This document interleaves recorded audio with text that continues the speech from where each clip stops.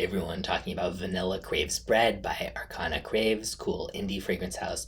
The notes in this are vanilla beans, soft brown bread, and drizzle of honey, and a bit of baking yeast. I find this so addictive to smell, but I love bread notes and fragrance, so this delivers big time on that. I would love to see that done more and more. Obviously, most gourmand or like foodie type of fragrances are using more like sweet type of stuff, but personally, I just love that doughy bread smell.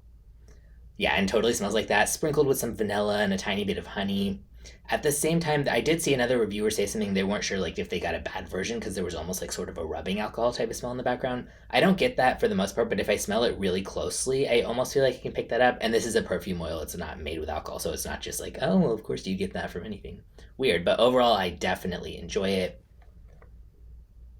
Yeah, just delicious, but in a unique way. And if you like the smell of like baked bread, yeah, I will link in the description where you can get a bottle or a sample.